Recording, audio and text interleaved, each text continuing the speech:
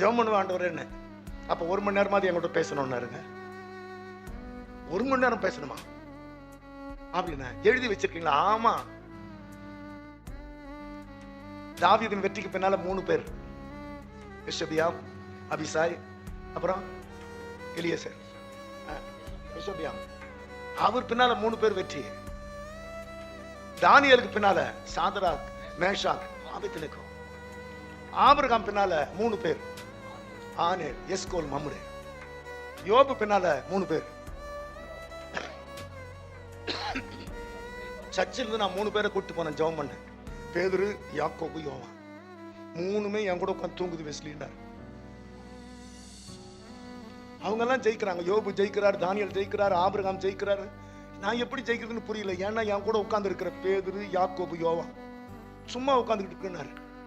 நான் உடனே ஜெபத்திலே, ஆண்டவரே உமக்கு கோவம் வரலையா அப்படின்னு கேட்டேன். தெரிஞ்சுதானே நான் கூட்டு போனேன்னு. நான் சொல்றது புரியுது அவருக்கு? அது சும்மா இருந்தா கூட அவருக்கு அவங்க மேல பாசம். எத்தனை பேர் புரியுது? நான் உங்களை சீசன் சொல்ல மாட்டேன், சிநேகர்னே சொல்லுவேன். நான் எப்படி திட்டுவேன்? அவன் என் சீசனா இருந்தா செய்யணுவேன். எனக்கு சிநேகன் ஆயிட்டான்ல. எத்தனை பேருக்கு புரியுது? நீங்க என்ன சும்மா இருந்தா கூட ஆண்டவர் அமைதியா இருப்பாரு. ஏன்னா நீங்க ஆண்டவருக்கு சிநேகிதர். அப்ப என்னதான் பண்ணீங்க? 1 மணி நேரமாவது விழித்திருங்க. உங்க ஆதியில என்ன உற்சாகமோ அது மாம்சத்துல வந்துடும். நான் அன்னையிலிருந்து பொருத்தனை பண்ணி 1 மணி நேரம் ஜெபம் பண்ணாம வீட்டை விட்டு வெளியே போக மாட்டேன். வெளியே எங்கேயாவது நான் தங்க இருந்தாலும் 1 மணி நேரத்துக்கு குறைவா நான் ஜெபம் பண்ணுதான் எனக்கு தெரியாது. இப்போ